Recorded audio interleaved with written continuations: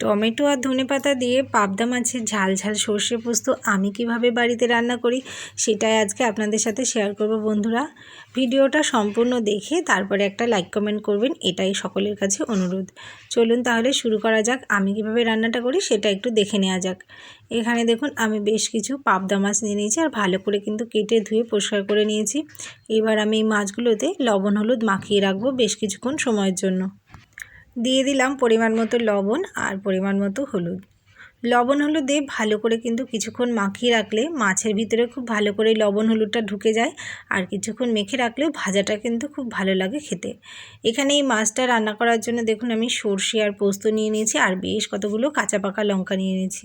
যতটুকু আমার এই মাছের জন্য প্রয়োজন আমি আন্দাজ করে সেটুকুই পরিমাণ নিয়েছি। আপনারা আপনাদের যতটুকু মাছের জন্য লাগবে সেটুকু নিয়ে নেবেন। এখানে দেখুন আমি কড়াইয়ের মধ্যে দিয়ে দিয়েছি বেশ খানিকটা সর্ষের তেল, একটু বেশি দিয়েছি যাতে মাছগুলো ভালোভাবে ভাজা হয়। আর তেলটা কিন্তু খুব ভালো করে গরম করে নিয়েছি, একটু ধোঁয়া উঠে গেছে তারপরে আমি মাছগুলো দিয়ে দিলাম, না হলে কিন্তু এই মাছগুলো কড়াইয়ের মধ্যে লেগে যাওয়ার সম্ভাবনা থাকবে।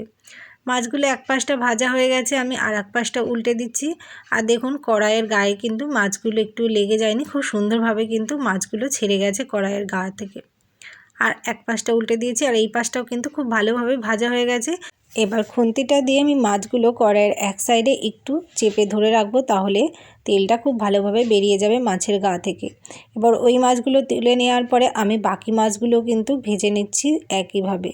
আর মাছগুলো আমি একটু কড়া করেই ভাজবো, তাহলে কিন্তু সর্ষে পোস্তর মধ্যে মাছগুলো খেতে বেশ ভালো লাগবে।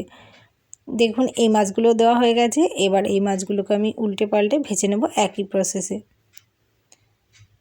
মাছগুলো আমি দুই পাশটায় ভেজে নিয়েছি, এবার এই মাছগুলোকে তুলে নিয়েছি। দেখুন সমস্ত মাছ কিন্তু আমার ভাজা হয়ে গেছে।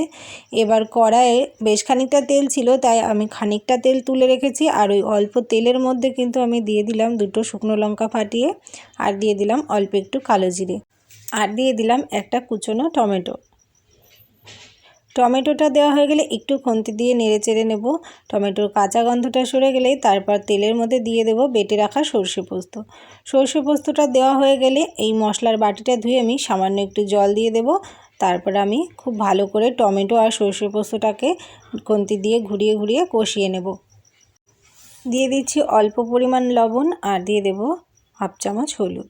লবণটা একটু অল্পই দিলাম, যেহেতু মাছের মধ্যে লবণ আছে তাই এখন অল্প দিলাম, যদি লাগে প্রয়োজন হলে পরে দেখে দেব। এবার যতক্ষণ না মশলাটা দিয়ে হালকা তেল ছাড়ছে ততক্ষণ কিন্তু মশলাটাকে ভাজতে থাকবো। আমি এখানে যতটুকু মশলার প্রয়োজন দিয়েছি, আপনারা কিন্তু যতটুকু রান্না করবেন সেই অনুযায়ী মশলাটা আন্দাজ করে দিয়ে নেবেন। আর এই রান্নাটা আমি অল্প তেলেই করছি, তাই কিন্তু এখানে খুব একটা বেশি তেল বেরোয়নি মশলা ভাজার পরে। আর আপনারা আপনাদের পছন্দ মতো তেলটা কম বেশি করে নেবেন।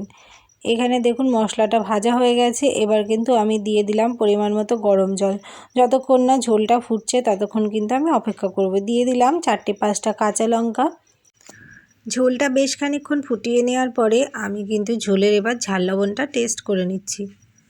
ঝোলে লবণের পরিমাণটা একটু কম আছে, তাই কিন্তু আমাকে আরেকটু পরিমাণ লবণ এখানে অ্যাড করতে হবে। দিয়ে দিয়েছি পরিমাণ মতো লবণ। এবার ঝোলটাকে আরও কিছুক্ষণ লবণটা দেওয়ার পর ফুটিয়ে নিয়ে আমি দিয়ে দিলাম পাবদা মাছ। ঝোলটা কিন্তু প্রায় রেডি হয়ে এসেছে, ঝোলটাকে প্রায় রেডি করে নিয়ে তারপর মাছটা দিয়ে দিতে হবে। এই মাছগুলো দেওয়ার পরে কিন্তু বেশিক্ষণ আর ফোটানো যাবে না, তাহলে মাছগুলো একেবারেই নরম হয়ে যাবে আর খেতে কিন্তু অতটাও ভালো লাগবে না। তাই ঝোলটা সম্পূর্ণভাবে রেডি করে নিয়ে তারপর নামানোর আগের মুহূর্তে মাছগুলো দিয়ে অল্প কিছুক্ষণ ফুটিয়ে নিই। এবার দেখুন কিছুক্ষণ ফুটে উঠেছে মাছগুলো দেওয়ার পরে। এবার আমি ওপর থেকে দিয়ে দেব কুচনো ধনেপাতা। এটা কিন্তু সম্পূর্ণ অপশনাল, তবে এইভাবে টমেটো ধনেপাতা দিয়ে এই পাবদা মাছের সর্ষে পোস্ত রান্না করলে কিন্তু দারুণ লাগে খেতে। ধনেপাতাটা দেওয়ার পর কিন্তু বেশিক্ষণ আর ফোটাবো না, অল্প কিছুক্ষণ ফুটিয়ে নিয়ে আমি নামিয়ে নেব এই মাছের সর্ষে পোস্ত। এবার আমি আরও একবার ঝাল লবণটা টেস্ট করে নিচ্ছি যে পারফেক্ট আছে কিনা। সব কিছু একদম পারফেক্ট আছে। এবার আমি কয়েকটা কাঁচা লঙ্কা কিন্তু একটা হাতা দিয়ে ডলে দিচ্ছি, আর এইভাবে ডলে দিলে কিন্তু কাঁচা লঙ্কার একটা সুন্দর ফ্লেভার আসবে, খেতে কিন্তু বেশ ভালো লাগে। সর্ষে পোস্তের ঝোল সম্পূর্ণভাবে কিন্তু রেডি হয়ে এসেছে। এবার আমি গ্যাসের ফ্লেমটা অফ করে দেব আর এই সর্ষে পোস্তটাকে একটি পাত্রে নামিয়ে নেব। বন্ধুরা, সর্ষে পোস্তর ঝোলটা কিন্তু আমি সম্পূর্ণই কাঁচা লঙ্কা দিয়ে করেছি, তাই কালারটা এমন এসেছে। আপনারা চাইলে এখানে কাশ্মীরি লঙ্কার গুঁড়োটাও অ্যাড করতে পারেন কালার আনার জন্য। আর দেখুন আমি কিন্তু অল্প তেলে রান্নাটা করার চেষ্টা করেছি। যদি ভালো লাগে আমার এই রেসিপি ভিডিওটা তাহলে প্লিজ একটা লাইক কমেন্ট করবেন, আর ভালো লেগে থাকলে বন্ধুদের সাথে শেয়ার করতে একেবারেই ভুলবেন না। বন্ধুরা আপনারা কে কীভাবে এই রেসিপিটা রান্না করেন কমেন্ট বক্সে অবশ্যই জানাবেন। আর কেউ যদি আমার মতো এইভাবে রান্না করে থাকেন সেটাও কিন্তু কমেন্ট বক্সে জানাবেন। আর কেমন লাগলো আমার ভিডিওটা সেটা কিন্তু জানাতে একেবারেই ভুলবেন না। যে সকল বন্ধুরা নতুন নতুন রান্না শিখছে তাদের আশা করি আমার এই রেসিপি ভিডিওটা ভীষণই উপকারে লাগবে। তাহলে বন্ধুরা ভিডিওটা আমি আজকে এখানেই শেষ করছি। সবাই ভালো থাকুন, সুস্থ থাকুন। আবার আসবো নতুন কোনো রেসিপি ভিডিও নিয়ে। ধন্যবাদ সবাইকে।